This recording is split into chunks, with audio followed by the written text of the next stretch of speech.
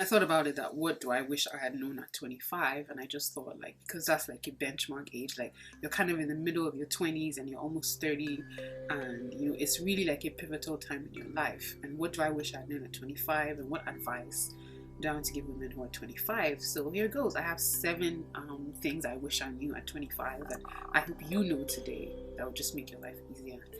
And the first one is 30 is 5 years away. Stop dreading 30.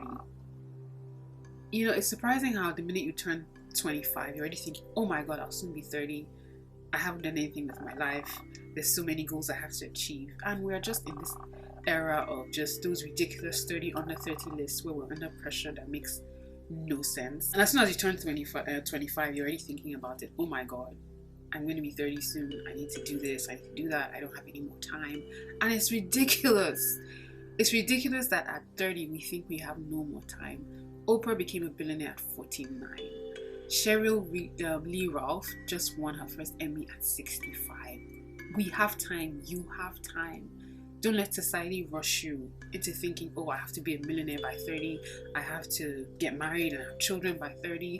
I have to get my life in order by 30. Because if you do all that by 30, then what are you going to do with all the time that you have left? And it's okay to want to achieve things before you're 30. It's okay, but like this ridiculous pressure, like if you don't do them by 30, then there's no hope for you. You're done. Like life ends at 30. No, it doesn't. And I just want you to know that you're 25. You need to take your time. 5 years is still, a while away. You can still do a lot of things before you turn 30. But even if you don't achieve everything you thought you would, you have time. Your body is not the problem. Society is. Women learn to hate their bodies from as young as 12 years old. There's this research done by Dove that shows that self-esteem becomes an issue for women, for girls, from as young as 12. So society teaches us to hate our bodies. It tells us like this is the only way you're allowed to look. And it's so weird how almost all of us are trying to become like there's an image you have, there's an unconscious image that you have of how your body should look. And it doesn't make any sense. We cannot all look that way. We can't all be skinny. We can't all have the same figure, right? We are from different parts of the world. We grew up eating different diets. Our genetics are completely different. And the fact is that you cannot judge everybody in the world by one body standard. It makes no sense. And the horrible thing about society is that the standard is always changing. The goalpost is always changing. Society is always changing goalposts for how you should look and what is acceptable for a woman's body. And so you cannot let yourself continually be pushed around by society. You can't let society tell you how you should look. And if you come to that knowledge when you're 25, you'll be so much freer. You spend less of your money and your time and your energy just beating yourself up for a figure that you're probably going to have for a large part of your life.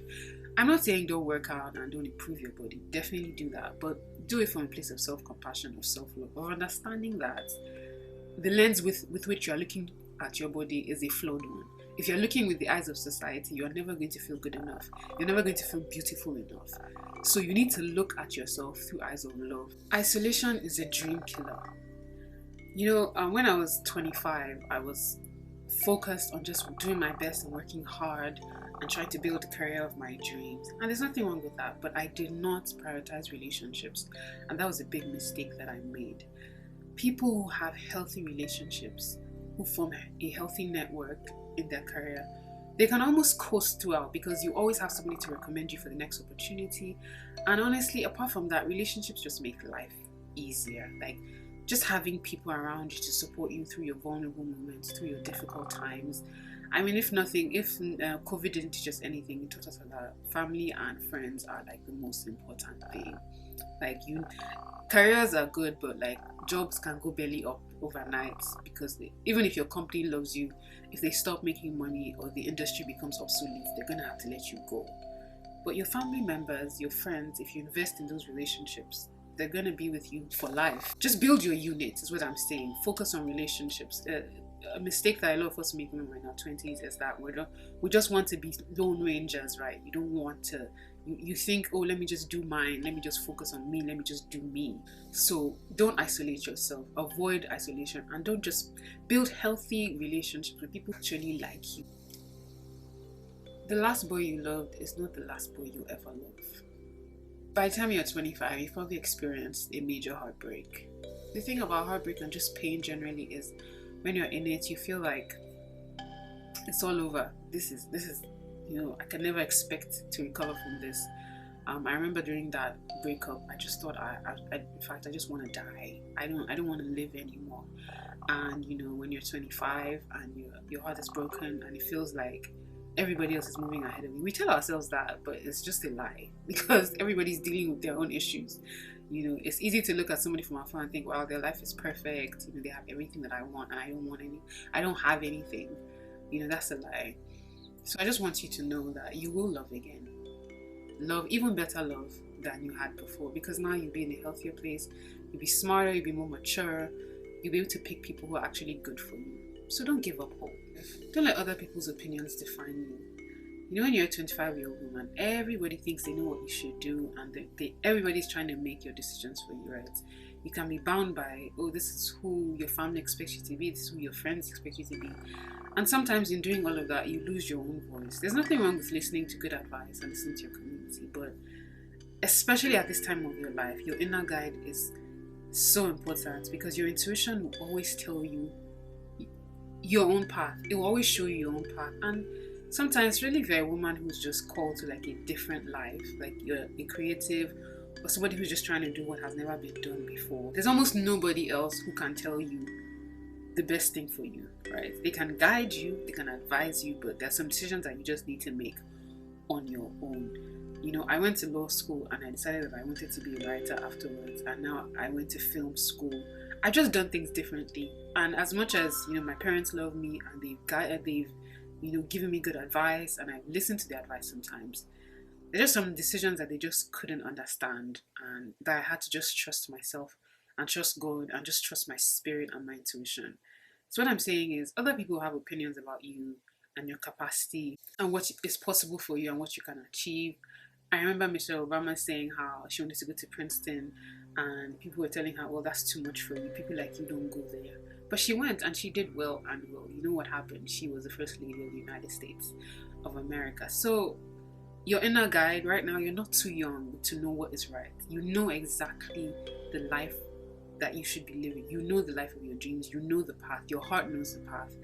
And you need to not let other people's opinions keep you locked down.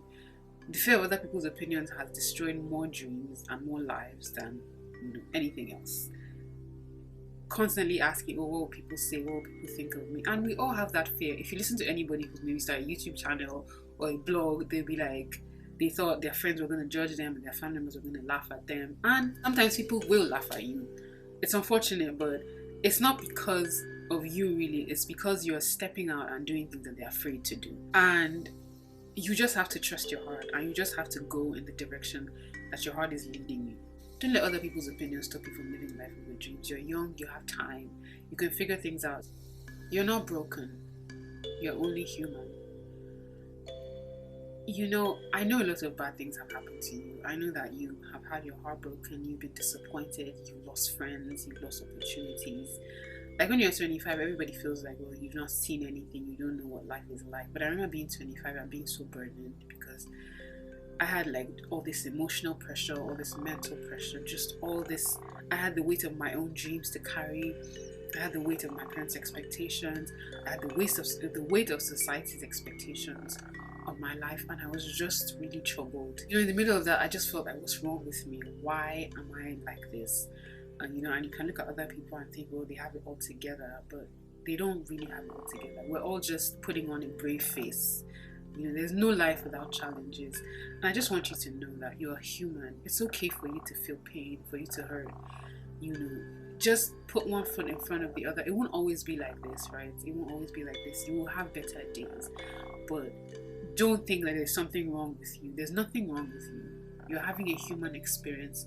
It's a flawed experience. There are imperfections, there's failure, there's disappointment, there's pain. But that's not how your story ends. This is not how your story ends. Regardless of what's happening in your life today, regardless of how lost you feel or how just alone you feel, I just want you to know that you're having a human experience. Life is not perfect, but it will work out. This is not how it ends for you. It's really not. I promise you that it's not how it ends for you. So just stop thinking that something is wrong with you. Stop thinking that you're broken. Even if your heart has been broken into many pieces, you're not a broken individual. There's nothing wrong with you. You're perfect as you are, and you're having a flawed experience, but it will get better. And the final thing I wish I'd known at 25 is I should forgive myself and do it often. Look, you're a human being, and I know I keep saying that, but we have this idea that we're superhuman, and because we're not seeing other people's problems, right? Everybody else looks like they have it figured out. You think that you're just a screw up and you can't do anything right. But you're a human being. We make mistakes. That's what we do. It comes with the turf, it comes with the package. It's part of our makeup that we make mistakes. And as difficult as it is to forgive other people for doing wrong things to us, it's even harder to forgive ourselves. I didn't know that there's so much baggage that I've carried over the years that I'm just unpacking now. And I realized that I've forgiven people who have done like horrible, horrible things to me. But forgiving myself comes so hard. And it's really the key. It's really the key, because if you are carrying all this anger and hatred against yourself, it just really limits what you can achieve. It really limits your emotional and mental well-being. And it's so important for you to forgive yourself.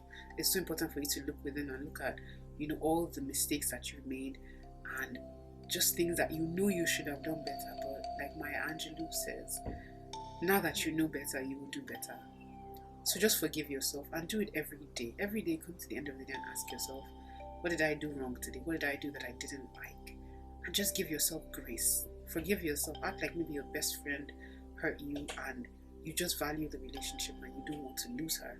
So what will you do then? So forgive yourself. Forgive yourself every single day. Give yourself grace. You deserve it. You're human. You will make mistakes. But you deserve your own compassion. You deserve your own kindness. You deserve your own forgiveness. Thank you so much for watching. I hope this helps you if you're 25 and you're watching this video, or you're in your